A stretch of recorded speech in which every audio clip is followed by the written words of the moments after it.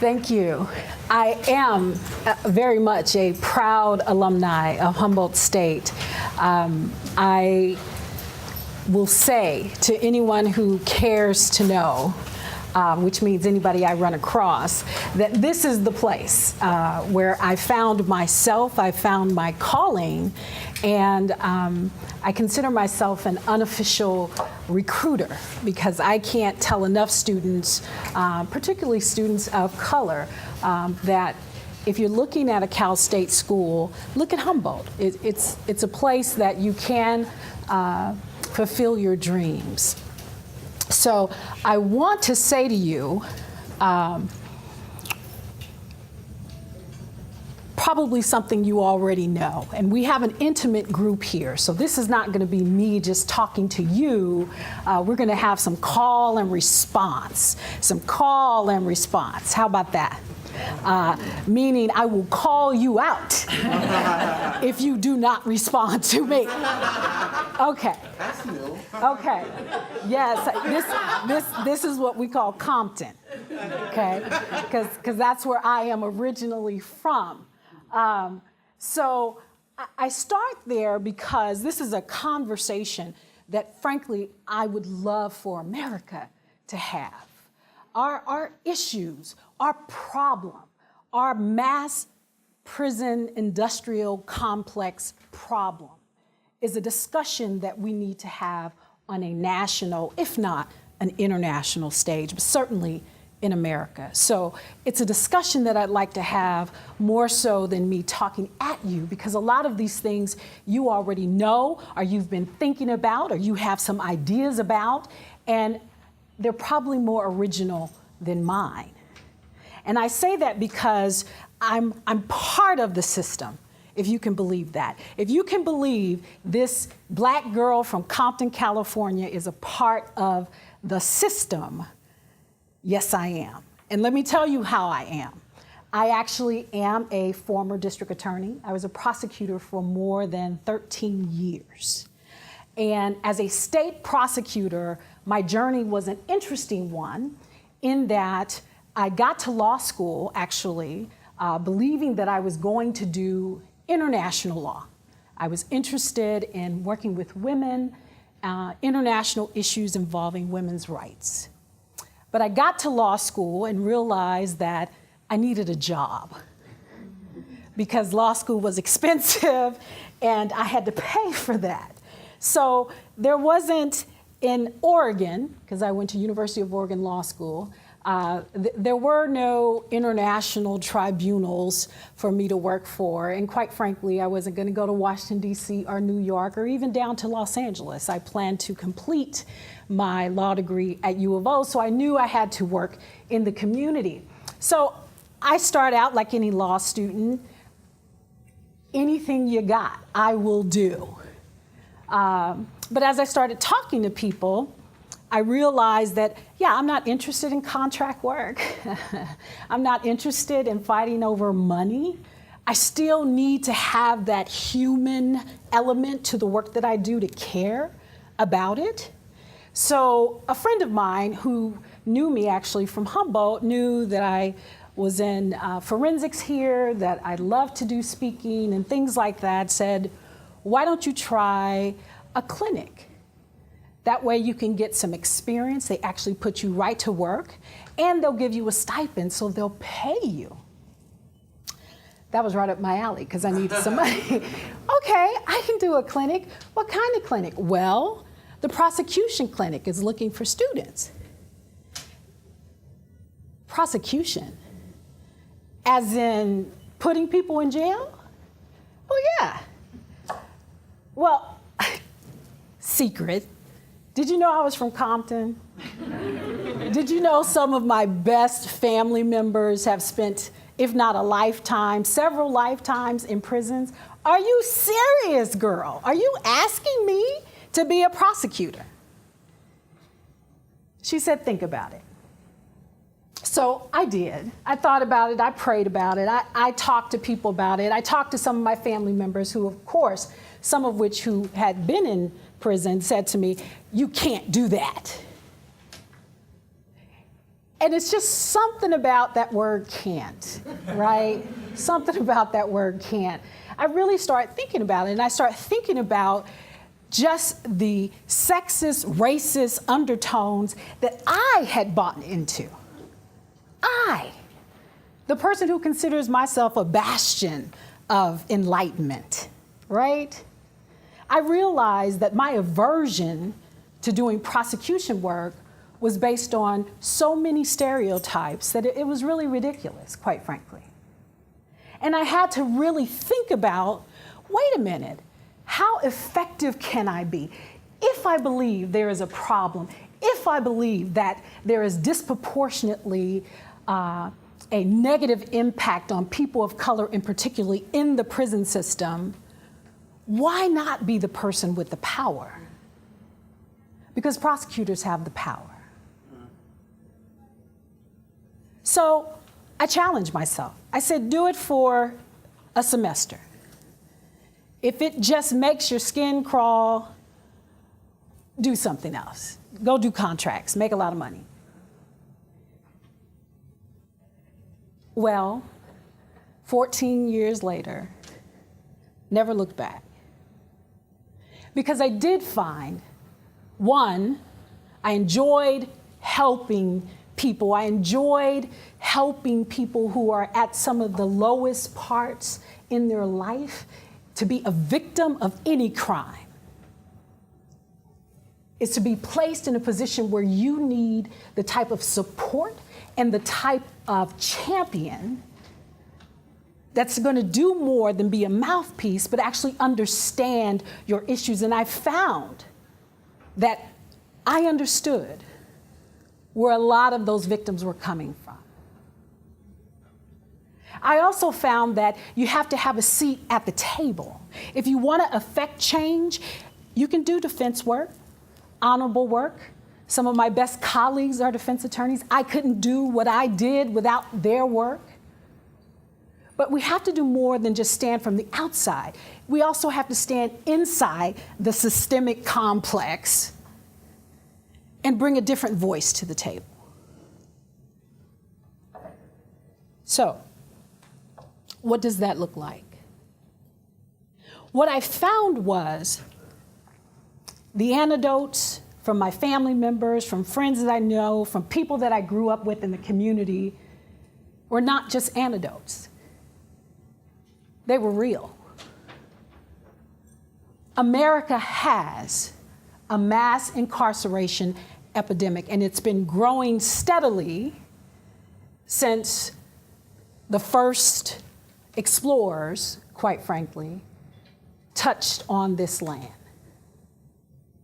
From a very basic point of view,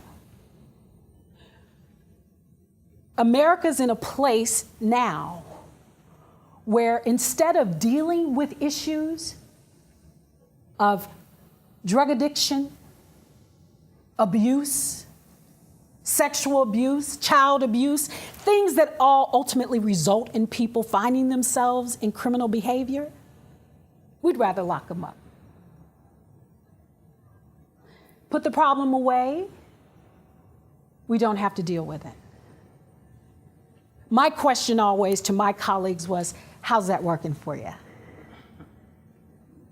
Because the cycle keeps bringing more, and if individuals are able to get out of prisons or jails, we don't provide any kind of safety net to impact the return to the behavior that brought them there. So I spent many hours, and I still spend many hours, because for the last 5 years I've served as the chair of Oregon Correctional Facilities Coffee Creek Prison Advisory Committee. It's a women's facility. Women are still my first priority in a lot of ways. However, we deal on a larger scale because that facility happens to be the intake facility for every inmate in Oregon. So we also deal with a male population, although the primary population is women. And most of my time, my volunteer time, is spent thinking about, talking about, agonizing over, praying about, drinking over reform. What does that mean? What does reform mean? When I say prison reform, what does that mean for you? New sort of look at like mandatory sentencing laws, looking at considering like the war on drugs a public health issue, not a public crime issue, things like that. Anything to add? Yes. Addressing the racism. Addressing racism, yes. Revamping how we actually handle people in prisons. Instead of treating them like common criminals still in there, maybe give them like some trades or some education, focus on that so they can actually be a contributing member of society rather than just another criminal outside of the criminal system. Reentry programs, yes. Transforming ideas of justice and what that means. Ooh, I like that. Transforming ideas of justice. Let's unpack that. Give me some more. I think that as a society we have one very strict idea of what justice means, and that means if someone causes harm or commits a crime, they're sentenced to however many years. And I think that in the long run that doesn't end up transforming behavior, that doesn't really solve many things like you're saying. And I think that if we sort of get out of that box and we think about new ways of community healing and community accountability, that maybe that idea will be transformed, which would in turn reduce mass incarceration. Okay, yes ma'am. Focusing less on revenge and more on rehabilitation. Instead of making someone pay for the crime, focus more on how to change their behavior for the long term and re-enter them into society. And less on making them pay for what they did wrong. This is definitely my alma mater, yes. Normalizing the conditions within the correctional facility. So, I don't know, this is like a personal opinion of mine, but like removing the idea of like prison uniforms instead of creating that like idea of us versus them. And never being able to gain that trust within like the officers inside. So. I like that. Yes. So it's kind of like it's unfortunate that people need each other. People need each other to change and grow, and we need testimony of that change in order to help people grow. And it's really unfortunate that a lot of the people who have caused these crimes don't have the support to dig in deep to that and make that change and that support, and not putting them in normal situations is definitely not guiding them into society again. That's for sure. I like that. Well, yes. I just thought of awareness and resources on mental illness. That just came to my mind, and being a factor in that. Oh, yes. Yeah. Oh, yes.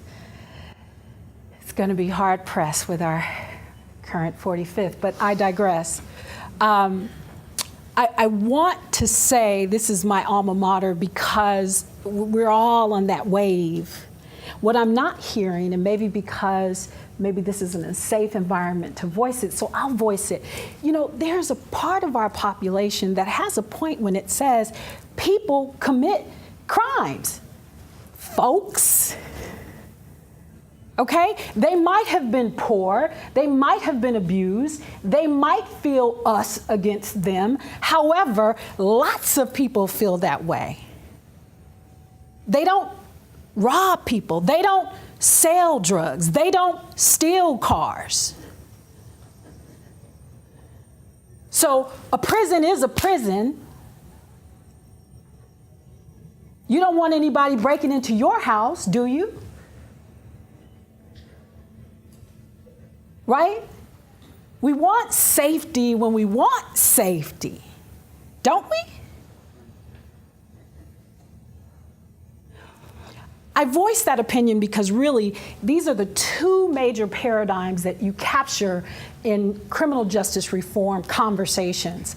And they've been captured in two books that sit on my desk and are sort of like my Bibles on the issues. The first is the New Jim Crow by Michelle Alexander. Do we have folks in here who's read that book? Okay. The second is Locked In. I never know how to pronounce John's name, Pfaff. But, okay, how many have read this book? I challenge you to read it. Because these really are the two, particularly in the last 5 to 10 years, the two paradigms that are dominant in the discussion on reform, because when you talk about these multifaceted issues that have contributed to our mass prison industrial complex, we have to talk about the causes, right? Because if you're going to reform something, first we've got to identify what's wrong, how to get there, and then how can we impact those things to get the change that we want, right? Okay, so starting with Michelle, who can give me a nice synopsis of the New Jim Crow? What would we say are the three things that she says are the primary causes, for those who read the book, the primary causes of our mass incarceration epidemic? Yes. She talks about the war on drugs and how that basically became a war on people of color, and communities that were heavily policed and arrests, long sentences and mandatory minimums, which were introduced, and war on drugs. What else? Yes. History, our racist history, our bias history. Our racist history from the time Reconstruction ended to now. Okay, that's two. It talks a lot about how law has a lot of euphemisms that just cover up what they're really doing, like with the war on drugs. It's in both environmental law and it is social law. Yes. It's like making up what's actually going on. Right.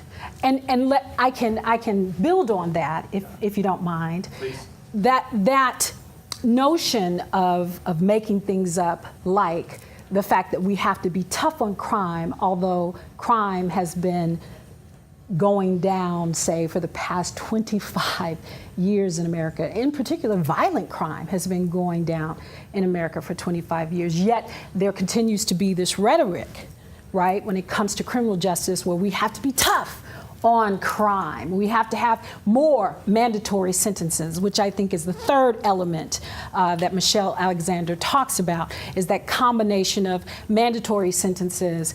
The war on drugs are a bigger picture of that is punishing or over-punishing non-violent offenders, and then ultimately our historical biases in the country that sort of skew us one particular way in how we deal with certain groups, particularly the disproportionate amount of Blacks and Latinos, mostly men, that wind up in prison.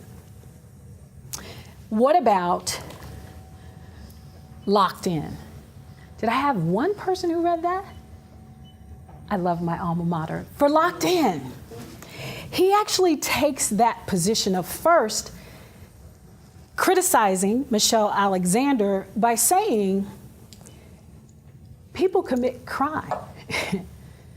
So yes, I agree with you. America has a systemic racist problem. However, in and of itself, people still commit crime. So you cannot compare, he would say, the forced enslavement of African Americans just based on their skin color. That is different from Dougie, who actually goes out and commits a crime. One is no fault of their own, just their skin color. The other is some commission, is happening. The person, conceivably, right? We're assuming that they're mentally able. We're assuming that there aren't other factors that impact that, right? But his argument would be they commit a crime. So they're really not comparable. So he starts out with that critique, first of all, and then he said something that made me buy the book and makes me reread the book every time. He said it's prosecutors' fault. How dare he? He said one of the issues that Michelle overlooks is the fact that prosecutors nationwide have an abuse of discretion. 95% of all criminal cases never see a courtroom. That means you, person who is facing criminal charges, whatever it is I feel you should take. Now, any prosecutor worth a grain of salt would tell you they've done a calculation, they've looked at the guidelines, they've considered the crime, they've considered the victims, and this is the number we get at. And I want to believe that's true for most folks. But I also know, and John would say, there is a strong political drive that exists in the prosecutor's office. One, you must win. You must win. Who wants a prosecutor who loses? How are you helping justice? You must win. Two, you got to be tough on crime, right? So if you're talking about these namby-pamby sentences or sending them to drug treatment, you're not protecting the community. You may be in cahoots with them. We don't know. So that's a strong political pressure, and an interesting fact that he lifts to the surface is the fact that although crime has been on the descend, prosecutors have increased their size in offices nationwide. Why do you have more prosecutors when there's less crime? Not only has the offices increased, prosecutors are serving longer and longer terms as elected officials. So the correlation between this appearance of tough on crime can mean your job. And not just as a prosecutor, it means where you go from being a prosecutor. Do you get to the Supreme Court? Do you get to be the President of the United States? Do you get to be a senator? That alone is enough political pressure, John says, that places prosecutors in the unsupervised position to be able to impose draconian sentences on anyone who comes before them. And he says that has been unchecked, and that Michelle misses the boat when she simply focuses on things like the war on drugs, because the reality is, if we counted, as of 2015, all of those serving a sentence, either state or federal facilities for drug crimes, we're talking just 20% of incarcerated persons. 20%. Now, within that 20%, there are some disproportional impacts, okay? So her information is not incorrect. John would say it's over-focused, because if we let all of them out,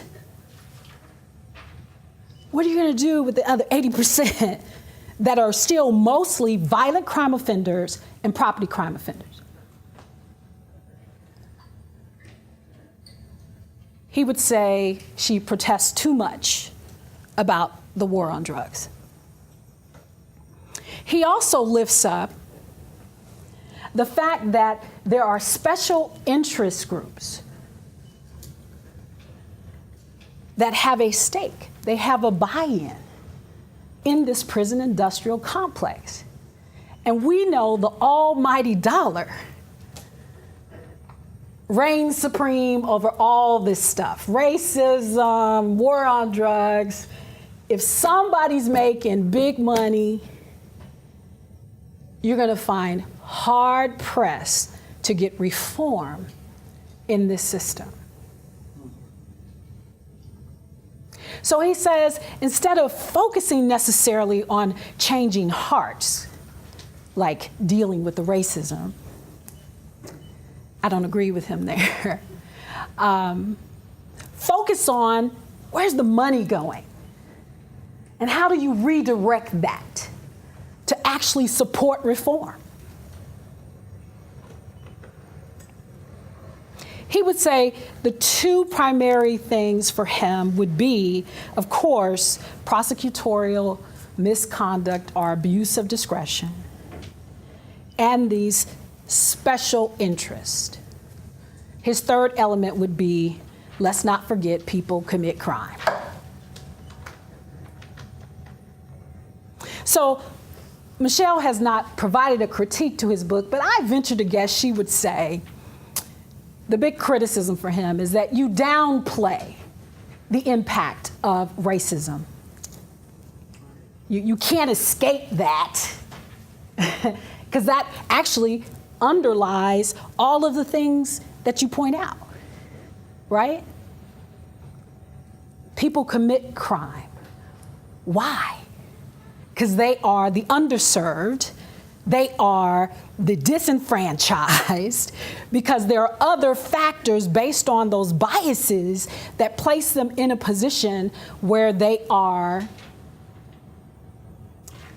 confronted with the choice, perhaps more than others, as to whether crime could be a life. Yes? Even more, they don't have the same opportunities. Exactly. Privilege. Exactly. And I'm not talking about privilege that makes white folks cringe. I'm talking about quantifiable privilege that we can actually say, because I hate using that word as a boogie word. People say, oh, you're using your privilege. This is not some tag word. This is an economical, measurable concept of privilege that we can trace back without much difficulty at all.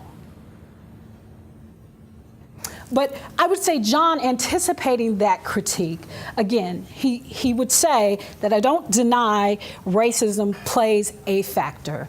I just don't think it's as great a factor. So these are our two primary camps, and I would recommend to you, reread The New Jim Crow if you've already read it. If you haven't read Locked In, it's worth a read. It's worth a read because if nothing else, it either challenges you on what you believe or it helps you articulate your argument even more. Either way, it's certainly worth a read. I offer those to you as sort of the two dominant paradigms for reform, only to say, me, who has not written a book yet, say, you're both looking at different ends of the elephant.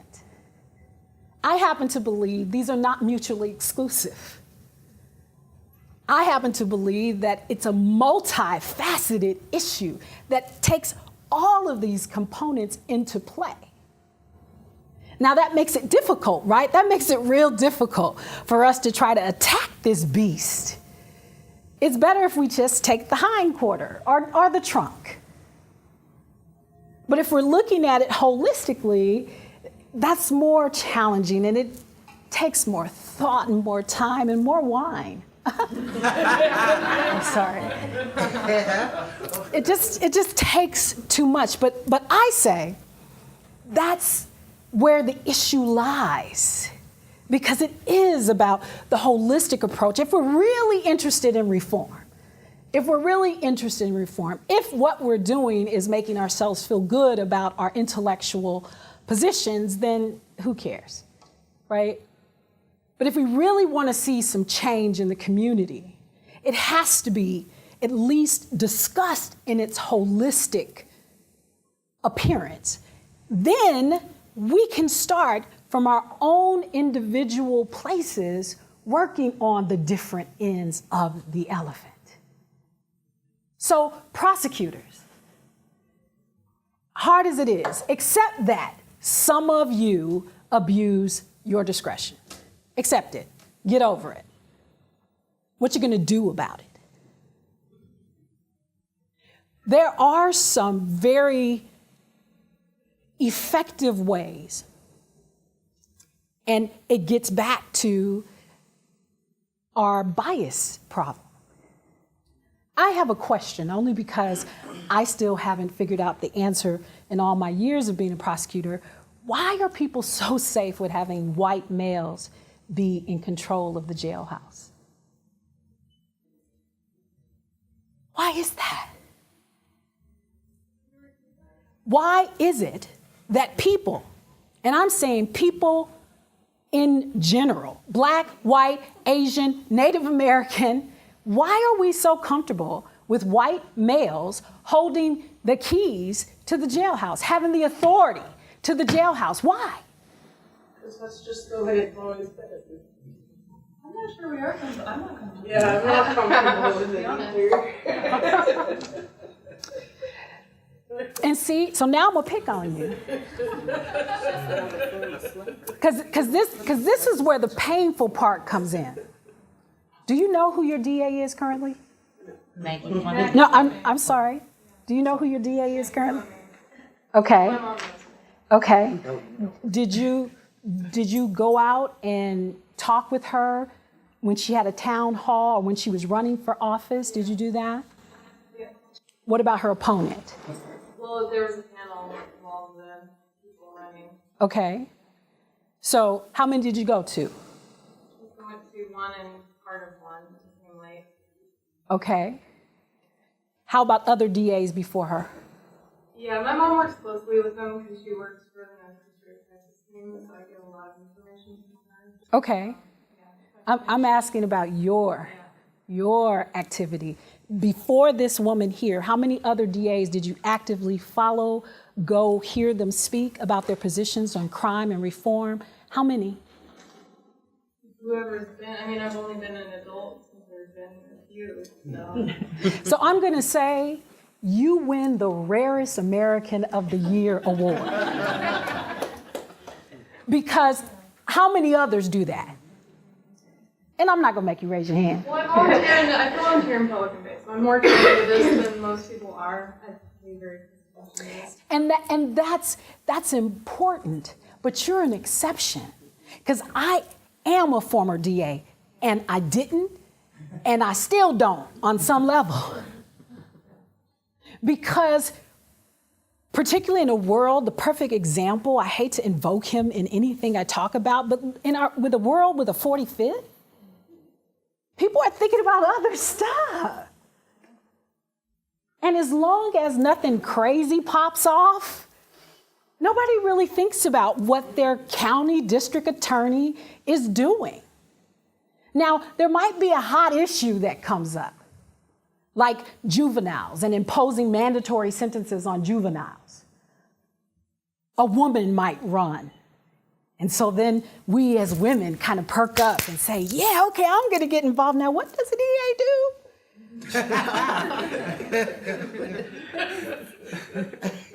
I'm telling you, I ran for district attorney in Multnomah County, and that was the #1 question that I got from the audience all the time. What does a DA do? So I only offer that to you to say, yeah, if challenged on the issue, no, we're not comfortable. I'm not comfortable with people who wear bad shoes, but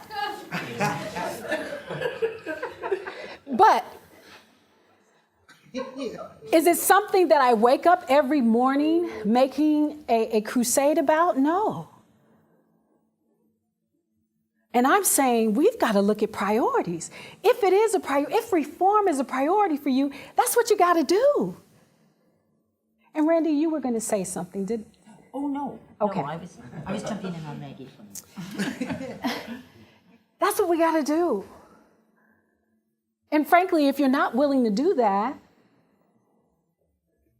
I'd ask you to question yourself about if you are or are not comfortable, because no choice is a choice. Okay, I'm gonna leave that alone. So, then what, Kelly Johnson? What? If it's something you can do that's multifaceted, where do we start? Well, I think an easy place to start, because this can involve community as well as the professionals, okay? Changing, how we deal with sentencing and sentencing guidelines are often very complicated, takes lots of time, takes people who understand making laws. I would encourage you to get involved in that too. However, if you know that you don't have the time to be at a legislative meeting, the things you can start with are these 5 things, in my opinion. Reentry programs, restorative justice programs, sentencing reform, and I'm going to come back to what that means for our average person who wants to be involved. Work and education programs, and then, of course, community support programs. So let me unpack that. Reentry programs. The reason that I was driven to the Prison Advisory Committee is because I was sickened to see women placed in prison in long sentences, not because they didn't commit a crime, not because they didn't have a responsibility to atone for that crime, but because it was impacting families. Our criminal justice system was supposed to be about impacting the person who actually committed the behavior. When you sentence mother to long prison sentences, now you are impacting children, husbands, mothers, fathers. Everyone is now serving a sentence. Everyone is now wearing a scarlet letter. So what does that mean, Kelly? Just let all the women out? Because it works in the reverse for men too, particularly the way our system is. We punish families. What I mean by having these type of reentry programs that focus on families, we can support and increase programs like Girl Scouts Beyond Bars. How many have heard of that? Wow, Girl Scouts Beyond Bars, I'm happy to say, I've worked with them for more than 10 years now. It is a program by the Girl Scouts that brings the children of incarcerated women to the facility so they can have time with their parent. It varies. It could be once a month. It could be every weekend a month. Whatever financial support they get from the community and whatever the facility is willing to allow in terms of contact is where the rub can come in place. But the work itself is amazing. You get children who get to be with their parents, and they get to be with their parents no matter the distance, because the Girl Scout program will bus them to that facility. They get to spend quality time with their parent who otherwise would, for whatever amount of time that sentence was, would not be in their life. The other thing that they do is a re-immersion, if you will.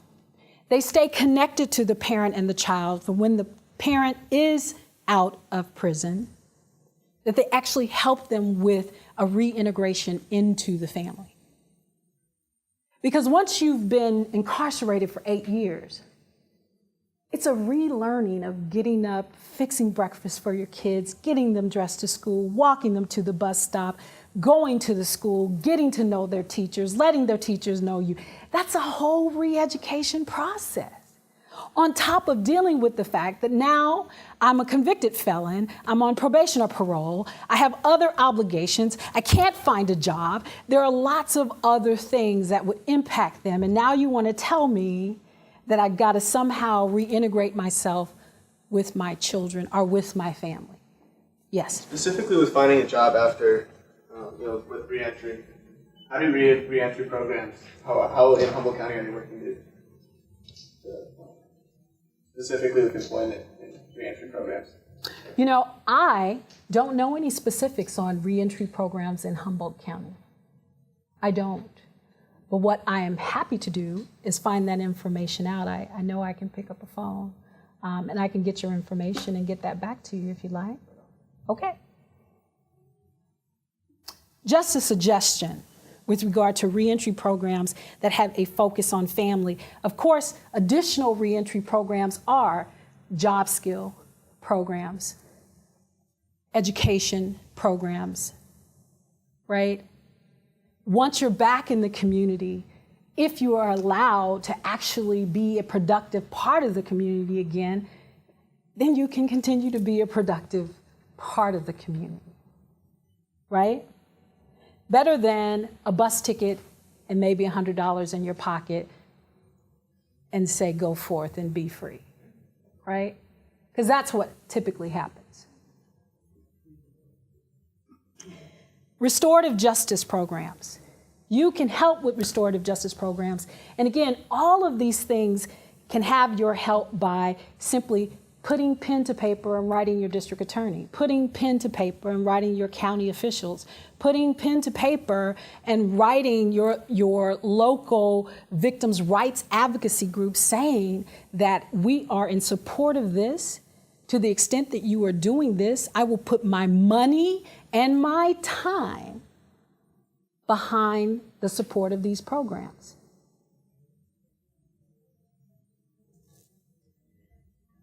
Restorative justice programs. What we found is that most victims, particularly when it comes to property crimes, drug crimes, what they want is an apology most of the time. What they want is to try and understand why the person chose them or did what they did to them. What they want sometimes is closure in an event.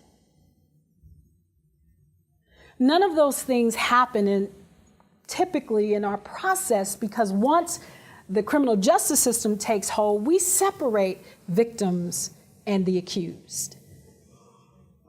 And rightfully so. I mean, come on. I don't want to sit my rape victim in the room with her rapist and say, have at it, right? I don't want to do that.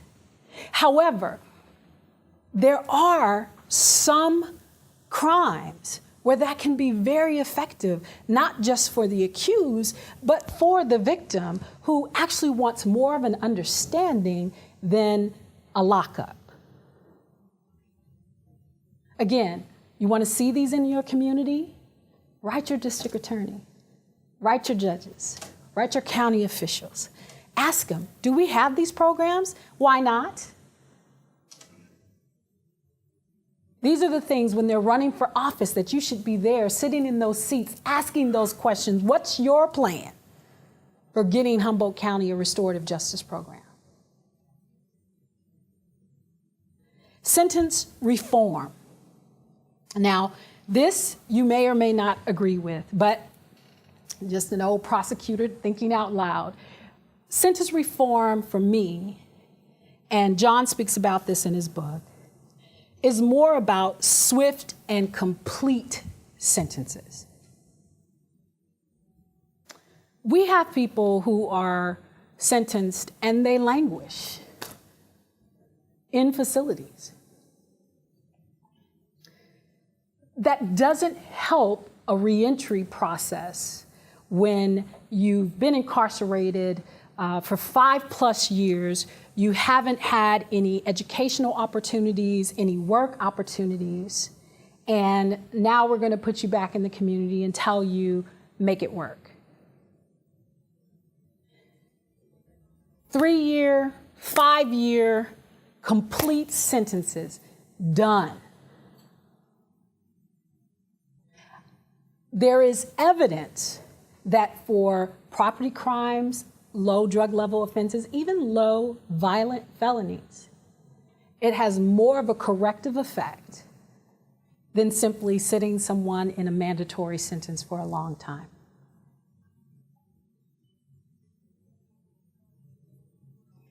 Work and education programs. I think I've alluded to this now in everything that I'm saying. The prison has to do more than just house people. We have to provide education. Everyone who enters prison, in my opinion, should at least get their GED. At least. That should be a mandatory requirement. Trade programs. Things that will make you a commodity in the community. What I love about working with Coffee Creek is the inventive programs that the superintendent, other people would call him a warden, but the superintendent there looks for volunteers in the community because there's no money in the state budget for it. But luckily, we have volunteers that come in and teach trades to the women in the facility. There are now, every year, at least 10 to 12 women who come out of Coffee Creek that know how to refurbish eyeglasses. Because we have volunteers that come in and teach them from an optical shop. Okay, hey, that's employable. Because I didn't know you could refurbish eyeglasses. I'm like, what? That's a niche? It's something everybody doesn't know about? You're not around money, so the fear of someone stealing something or whatever, you're working in a lab refurbishing glasses. We also have a beekeeping program. Again, people might think that's hokey, but there's a lot of money to be made there. And to be a certified, experienced beekeeper, again, a niche, a skill that others won't have. So these are places where your prior conviction won't have such a great impact to keep you away from that opportunity. Welding, we have a women's welders program. I'm sorry, there are not a lot of women welders. And it's a big money job. It's a very technical skill job. And if you're able to get certified in training in welding, you are employable for life. Those are just examples of ways that we can actually equip people to come out and not just be employable, but marketable, despite a conviction. Community support. Get involved in programs like Girl Scout Beyond Bars. Sometimes they're not able to afford vans, so volunteers, I did it for 2 years, you take your car and you drive the kids down to the facility. You can get involved in programs that help to teach new skills. Your college students, our graduate students, our professionals here. Look at the skill that you have that you could give and volunteer. You have a prison right up the street. You can volunteer to teach people what you know. If you're connected with a junior college, you can work it to where they can actually get certification from the junior college by you voluntarily teaching the class. Those are the 5 ways that I believe you can get involved. Now, I wanted to have time for questions, so I'm going to wrap this up because the reason why I'm passionate about this is because America has the biggest socio-political issue of its time, in my opinion, and that is mass incarceration. That is a weight tied to our foot that, along with all the isms, we have to deal with. There are 6.7 million people who in 2015 were under correctional supervision That's either serving prison or jail time or probation or parole, with the condition that they can be brought back to prison at any point if they violate. 6.7 million more people under correctional supervision than were actually enslaved at the height of cotton production in the antebellum South.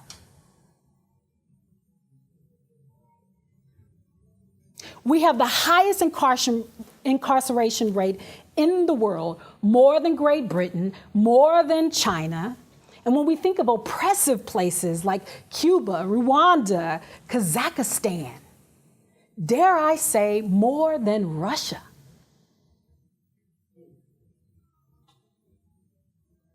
Now, although America's population makes up less than 1/20th of the world's population, we have almost a quarter of the world's imprisoned.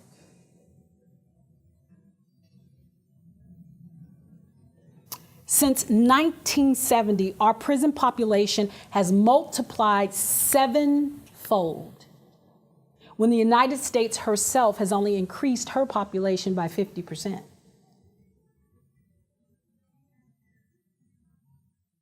I offer this to you because if by its pure definitional meaning, if mass incarceration is not an epidemic, a sickness out of control in America, then I don't know what it is. I think it's a shame that the 44th president was the first to ever step foot in a prison as a sitting president, when half of your population is in there. That's ridiculous. When most state budgets pay more to the correctional institutions than education, it's not enough to put on the presidential calendar,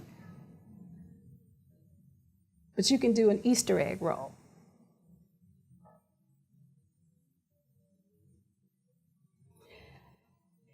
If you take away nothing from this conversation that we had today, I want to leave you with this.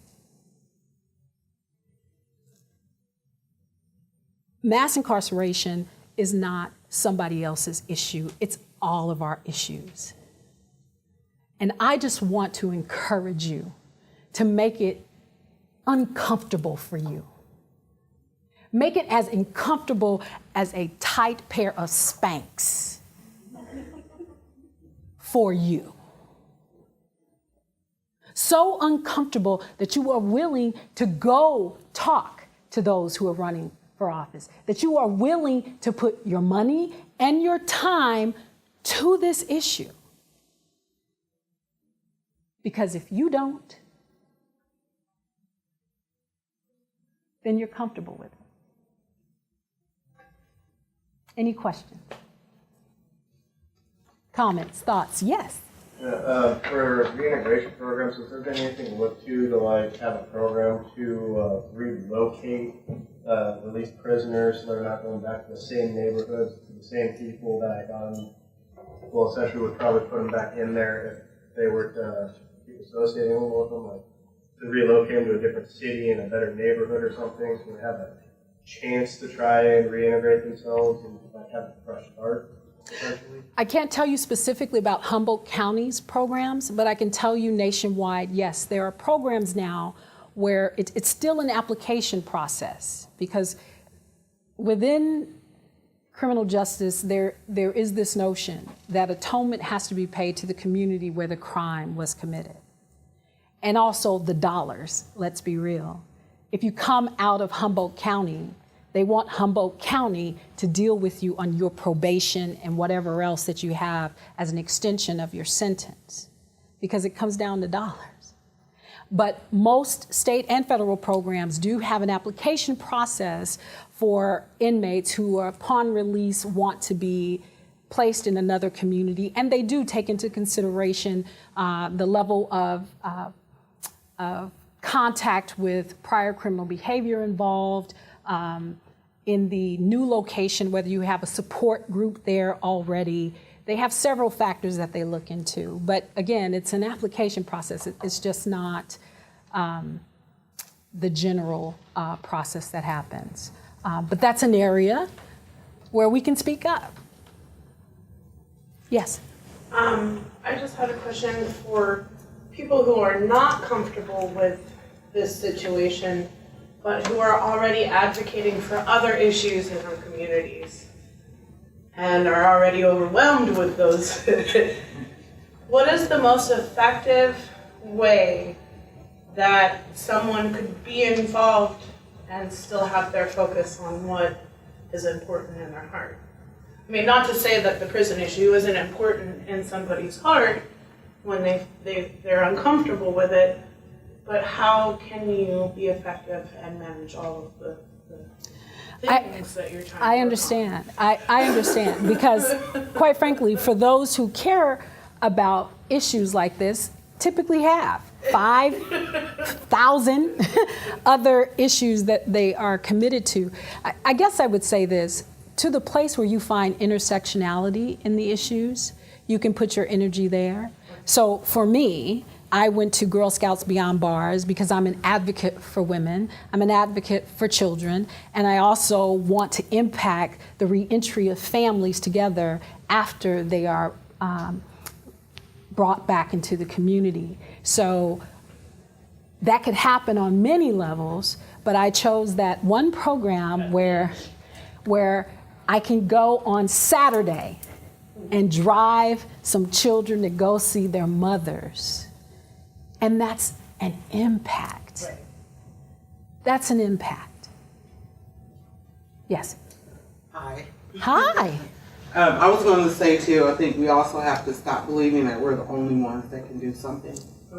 And make sure that, and that's not even about being cocky, but it's just about having the skill to be able to share your work and share your passion with others.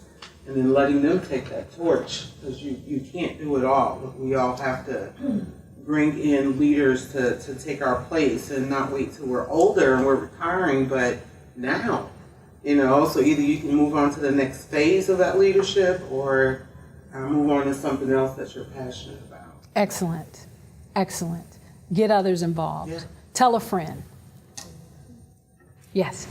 With the prison complex becoming such an industry, exploiting the workers to use as free labor for a bunch of these big companies, do you think it would be beneficial to boycott these companies, or what would you propose we do to stop this type of free labor and exploitation of prisoners? Well, putting pressure on the money source can be effective. All we have to look to is the impact of legislators who wanted to create a bathroom bill that would exclude transsexuals from bathrooms, and see the impact that had when Nike and the sports industry said, okay, then we'll take our money from you. We won't have our sports events in your state. And it certainly effectuated some change. Not change without challenge, because they're still trying to backdoor other things now. However, it can be effective. I would just offer to you, because again, I don't ever think there's one way, because the problem is too multifaceted. I would say getting with your legislatures really is the place where you can effectuate things a little faster, because if you can actually impact the law, and impact the law before the opposition tries to, because that's what they do, right? You can put all the financial pressure, but when they've got the legislators who can then write a law that basically shelters them, then that sort of defeats our purpose, right? So I'm kind of biased in that. I say take it directly to your lawmakers, but there's no one way. Any other questions before we close out? Yes. As a former district attorney, you talk about the whole tough on crime mentality. Do you think that's shifting, and perhaps that could be in turn to like alternatives to imprisonment could be the tough on crime instead of long sentences and draconian laws and such? Or what do you see for the future of prosecution? I would say yes and no. I believe we always have a steady swell that's getting louder, demanding criminal justice reform. Again, I can't escape the 45th, who has come back with that same rhetoric. And more than just coming back with the same rhetoric, he seems to have a following. So there is something within the community that keeps this concept alive. We have to be able to impact that. One way, of course, is through legislation. The other way truly is changing hearts and minds. Because these are just issues that folks are going to have to be educated about. If they can believe, and forgive me for saying this, fake news, that crime is on the rise and everybody's getting murdered in the street, and that's a clear indication of lack of education, to me.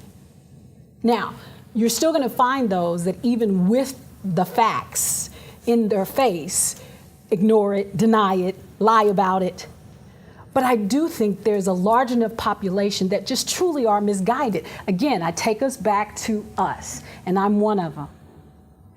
If it's not my daily issue, then I'm honestly not as up on it. So I would respond like anyone else naturally to what feels right to me. And what feels right to me, if I'm the average American, if I'm the average white American sitting in Midwest America, there's crime rampant in the streets. Why? Because every news channel, every cable news channel, every show, everything is about crime. Mm-hmm. So even if I come with this information, you're going to have a lot to combat in people's minds, because we're reinforcing the opposite to folks every day. So yes, I believe there's a steady swell of people that are working on this reform and have been, and they're going to continue to. Our issue is that we're going to be going through the ebbs and tides, and that's going to be a continuous education. I think where we go wrong, we meaning those who want reform, is that we get to a place where we think people ought to know. And I'm realizing now you can't do that. you really can't do that. You can't assume people know anything, and you can't, as some people might say to me with my educated arrogance, believe that everyone should know these things. Because if it doesn't impact you, right? We're talking human nature now. And it's not a race issue, because even I would have to say, it took me a long time, because I was entrenched in my own women and African American issues, to fully understand all of the issues facing the transgender community.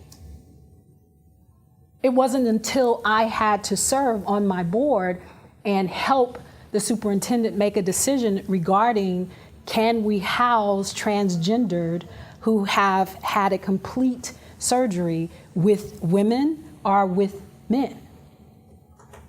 And it was in that process that I was completely educated on how intricate and delicate the issues really are. So I think it's going to be perspective, and we're all going to have to keep it and not make assumptions about who's comfortable, who's not comfortable, who wants reform, who doesn't want reform, and probably always come humbly at a place of, first, let's find a common ground where we agree what the issues are, and then build from there. Thank you for your time. Thank you. Thank you.